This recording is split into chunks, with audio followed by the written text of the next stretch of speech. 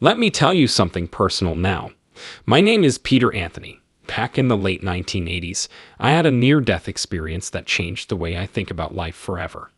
As the ambulance sped through the city streets, flashing blue, and red lights set the scene. The rescuers were hovering over me, worried looks on their faces as they felt the pressure of time. The real nightmare started, though, when we got to the hospital. It was the height of the AIDS epidemic, and I was having a hard time. I was coughing, losing weight, and getting brown spots on my face. Even though I was really sick, people were so afraid of getting the disease that the hospital turned me away at first. For them, I was just a ghost, a shadow of something they didn't want to touch. A friend kept asking them to check me in, and the fact that I worked in the news department finally got them to do it. I was finally put on a bed by an intern who was dressed as if I were radioactive. I was in terrible pain. My stomach hurt like hell. I didn't know I had diverticulitis, TB, or Crohn's disease at the time. I was sure that something very bad was going on. I reached out to the intern as they wheeled me to the emergency room, desperate for answers and help. But I could only see fear in his eyes. His face was hidden by a lot of safety gear, but you could tell he was scared. I felt like I was trash because he pushed me into a corner and left me there by the garage. Time got fuzzy. It seemed like hours had passed, and I was alone, bleeding and breathing hard from the pain. A nurse, Nurse Susan, then came out of the shadows. It took her a while to become my angel that night, but she did. She thought I had AIDS like everyone else. I was just another victim of the panic that hit the country at that time. But I begged her, and she finally agreed to take me to the emergency room. Even though she didn't want to, she did it. She changed the course of my life with that small act of kindness. These kinds of events make us realize how weak and strong we are at the same time. How every decision and interaction, even ones that seem small or unimportant at the time, can change the path of someone's life. In the end, we are all linked in this huge and mysterious web of life. I remember being wheeled into room 11, which was a cubicle with a curtain and only thin cloth between me and the chaos outside. The fact that my clothes were stained with blood and that I coughed nonstop were both sad signs of how bad my illness was. Nurse Susan, who had become my guardian angel, was having a heated argument with the anesthesiologist and other medical workers. You could feel the stress. "Sullivan, you've exposed us to the AIDS virus," I heard someone yell. "What did you do?" As the fight went on, Susan opened the curtain and showed how angry she was. "We are doctors and nurses. This patient needs to be taken care of," she said, her voice strong and determined. She quickly looked at what was going on, grabbed my dirty clothes, and started taking them off. She cleaned me up, mops up the bloody floor, and gets me ready to put on a gown. In the early stages of the AIDS outbreak, people were afraid and didn't know how to stop the virus from spreading. We didn't know if it spread through the air or through blood, or how it exactly did that. We only knew that people were dying and that I was in the emergency room, where I was clearly a danger to everyone else. Susan carefully cleaned me and got me ready for the next step, while she gently put me on my side. Even though I wasn't fully awake, I could feel the fear and urgency growing around me.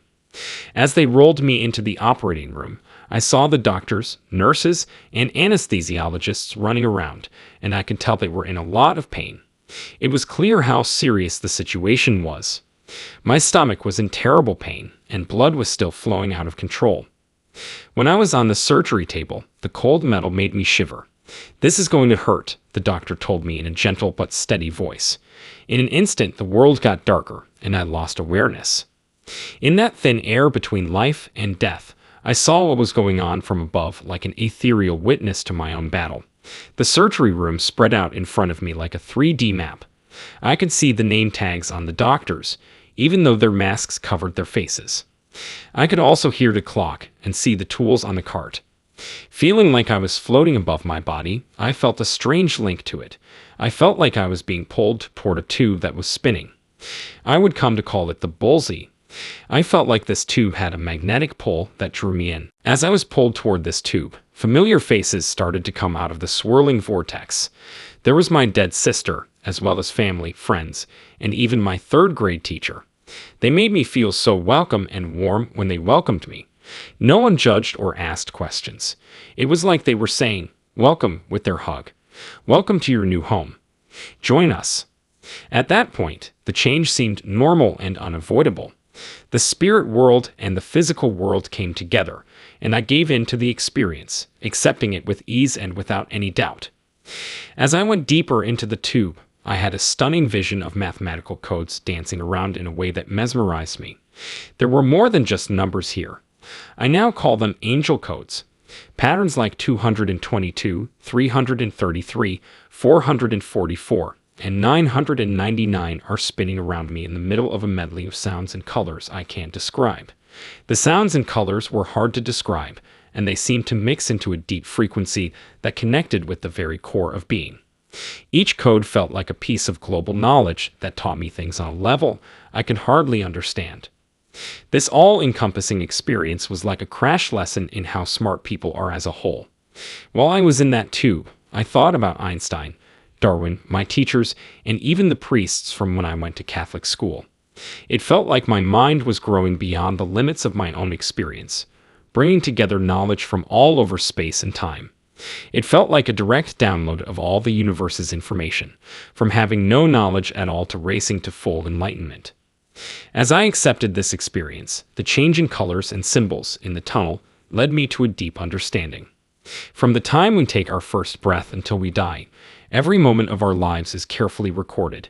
Every step you take and every breath you take is important. It's not possible to judge in this world, and there are no categories like black or white, gay or straight, Muslim or Christian. In this place, the only thing that exists is spirit, which is an endless source of love, compassion, and kindness. There is no room for logical questions or opinions in this space that has never been touched by time. You just agree and understand. In a state of pure peace, the most important thing is just being. When I reached the end of the tunnel, or maybe it was more true to say that the end of the tunnel merged into a new dimension, I was in a place I hadn't been before, a lecture I went to in Los Angeles in 2011. It was a tree that looked like something from Game of Thrones. It was the tree of life. I started to look back on my life while sitting in this tree. It was like watching a movie reel of my whole life, from the time I was born until now. It played back every moment, from learning to walk to playing in the park. It was a matrix of experiences, and every detail was caught with stunning clarity. When I thought about what I had done in the past, I didn't judge myself. I just understood how I could have done better. There were colorful scenes in the review, like a gum wrapper falling into a river and mixing with other trash as it makes its way to the ocean.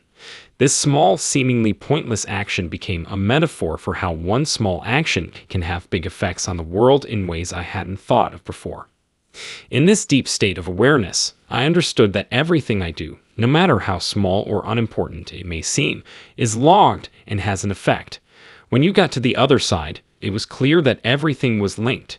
We are all connected in a big, complicated web, and everything we do and breathe has a big impact.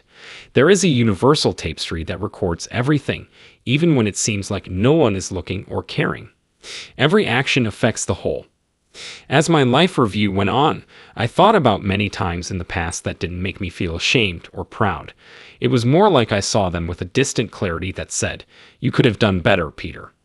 I wasn't trying to beat myself up. I was just trying to see where I could have been more honest or caring. Each moment was like a short, vivid scene from a movie. Some were boring, but others were deep, and they all showed me how far my actions were from my higher standards. Like a deep cleaning of my conscious and subconscious mind, the experience gave me a chance to get rid of what I call human errors, mistakes, and gaps that didn't serve a purpose. The goal wasn't so much to get forgiveness as it was to take responsibility for these actions, understand them, and promise to do better in the future. Hearing a personal account of my life was like listening to a review with an inner voice leading me through it. During this deep experience, I was with a spiritually advanced being. I'm not sure if it was Jesus, an angel, or another advanced spiritual being. What I do remember is how this presence filled me with a strong sense of light and knowledge. As I thought about my life's path, this being seemed to lead me through a broad view of my events, without judging but giving me a more complete picture. The whole thing was both embarrassing and enlightening. It was a discovery that went beyond what most people can understand. As I left the tree of life and drifted into a galaxy of stars, I was struck by the realization that the world and I are fundamentally the same. I saw that people and animals are the same. We are all part of a big web of life that is linked to everything else. At our core, this awareness download showed us that we are just carbon matter that will return to Earth when our time here is over. In addition, I learned that karma is not a way to punish people, but a way to help them grow all the time. It's not a curse to reap what you sowed in past lives. It's a chance to finish lessons you started, but didn't finish. We can go through these lessons again and again until we really learn from them thanks to the circle of reincarnation. The old proverb karma repeats itself until the lesson is learned fit with this idea. From this higher point of view, I could see the effects of people's actions, such as wars, damage to the environment, and choices made by leaders out of greed. It was disappointing to see the damage done by people who put making money ahead of caring. From this point of view, it became even clearer to me how these acts were at odds with the principles of love and empathy. Even though I shared these thoughts and experiences, many people didn't like them and thought they were just religious or political talk. When I wrote about these events for the first time in the 1990s, they were even less common. My experience wasn't really about spiritual politics. It was about love and kindness, which are very important to me. When I thought about what I had done, I realized that what really counts is how we respond, act, and help others in our daily lives. That shoulda, coulda, woulda stuff isn't important. What matters is making a difference now.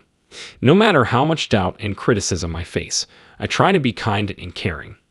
I learned that people weren't always open when I talked about these things, but that doesn't take away from the deep facts I experienced. Your story tells of such a deep and life-changing path. When you reconnected with your body after the hit, it must have been very intense, especially after such a vivid and wide-ranging experience. The difference between being in the spiritual world and being in pain when you woke up must have been shocking.